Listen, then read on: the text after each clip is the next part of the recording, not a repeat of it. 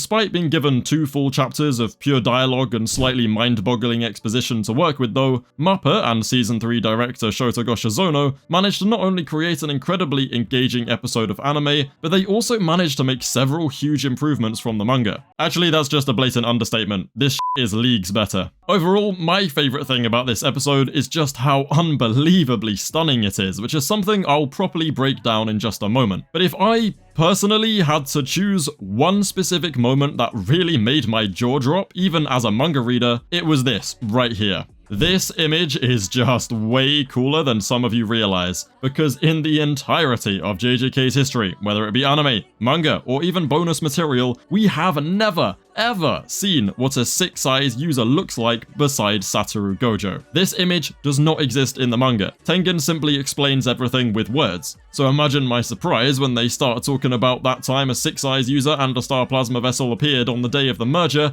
and then we actually saw it in a visual. Sure, it's just the back of a guy's head in an incredibly low quality and staticky shot, which reveals pretty much nothing. But there is just something really exciting about finally seeing a 6-size user that isn't Satoru Gojo. Plus, I thought people would find it pretty interesting that he doesn't have white hair, because believe it or not all Gojo clan members have to have the same color hair. I'll get into the episode properly now, okay? But I just wanted to fanboy over that moment for a second, because it really did take me by surprise. I hoped Mappa would make use of Tengen's space and create visual representations of what was being described, but I did not think they'd actually create a visual for a moment like that. And slight tangent real quick, but word on the street is if you like this video and subscribe to the channel, a Yuki Tsukumo will come into your life and fix all your problems. Anyway, this episode adapts exactly 2 chapters of the manga, chapter 145 and 146. In the manga, the gang walk into Tengen's big white barrier and they talk. That's it, they literally just stand there and yap, which is fine for manga. To be honest, I feel like Mappa probably could have gotten away with a pretty one-to-one adaptation of this conversation. Sure, it wouldn't exactly break the internet, but it would just be considered a necessary setup for the absolute peak fiction to come. But this is Mappa and Goshizono we're talking about. This is pretty much a passion project for the staff at this point, meaning mediocrity simply was not an option. The lack of fights and intense action meant they could be way more in-depth with the details and really focus on the art. In fact, there was practically no major character movement at all, at least not compared to your average episode, so they could really go all out with how it looked. Every single character looks the absolute best they ever have in literally every single frame they are in, especially because of the red line art, which really makes them pop out of the plain background. And oh my god, Yuki, please just punch me right in the face, dude. You know what?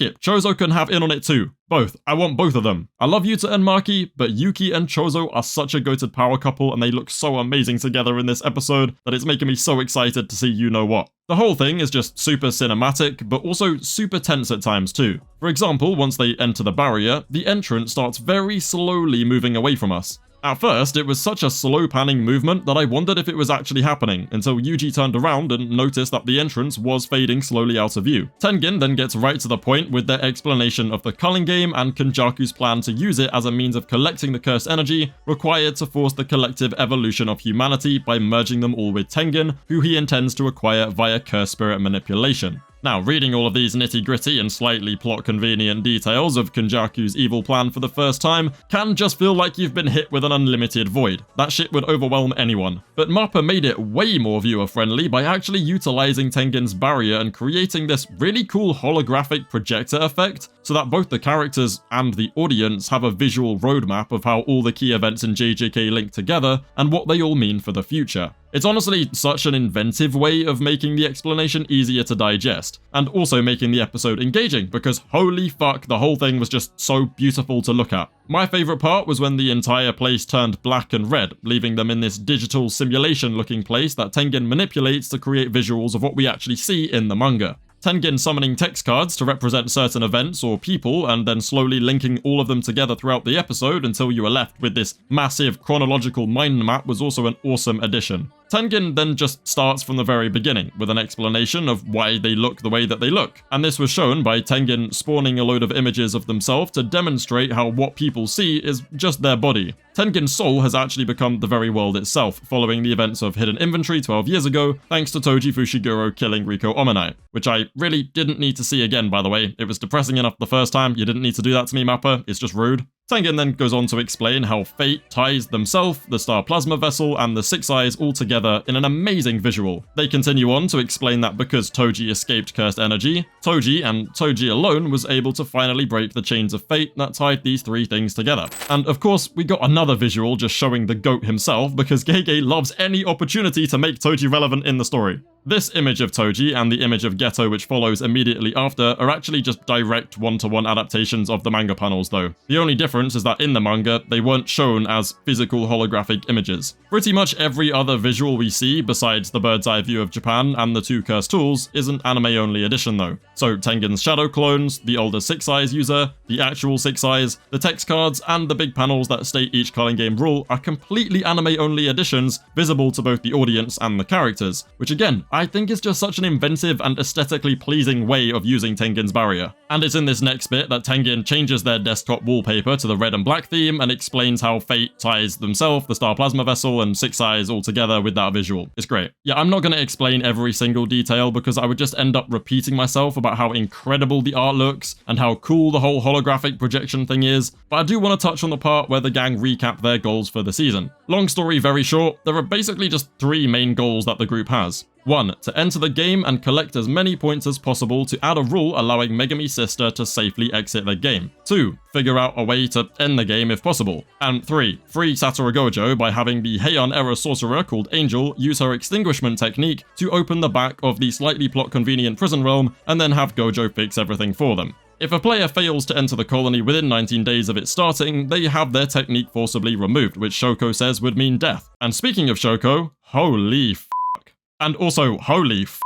Shoko, I know you've had a really rough time of it, but Jesus Christ, it cannot possibly be that bad, bro. Somebody put this woman in rehab, shit. Anyway, as of now, Yuta's gonna enter a colony all on his own. If you know, you know. Yuji and Megami are going to recruit suspended third-year Kinji Hakari. And finally, Maki is going to collect curse tools from the Zenin clan, which we're going to see next week. Now, if we follow the manga, then the next episode should just be mostly Panda and Yaga stuff, with the second half being about Maki. But based on the preview, it seems like we're going to be pushing the Panda stuff back and focusing solely on Maki, which is so exciting because holy f***, we are in for such a treat if it's just a whole episode about Maki. If you know, you know. Genuinely, it might be a top 3 episode of the season. Or maybe just of the anime, I'm not gonna lie, it has some insane potential. The episode then ends with a brief introduction of Fumiko Takaba, a failing comedian who awakens a curse technique and becomes a Culling Game player. And all I have to say about this is that, damn, I did not realize how sad and depressing his life actually was until I saw this moment animated. It's pretty hard to read his manga chapters without finding them kind of goofy, but this one really does hit hard, I'm not gonna lie. I can't wait to see his stuff later on. And yes, this was just 23 minutes of straight yappage, but this episode walked so that the rest of the season could run. Trust me, from next week onwards, we're gonna just be getting back to back to back peak fiction. Especially episodes 4 and 5, oh my god. But yeah, the lack of action and movement in this episode really allowed the staff to focus on the art and visuals, which is why it's easily one of, if not the most beautiful looking episodes of the whole season so far. Actually no, it's just one of the best looking episodes of the show, let's be honest. Anyway, as always, make sure to like the video, subscribe to the channel, check out the membership options. Thank you guys for watching, and I'll see you in a bit.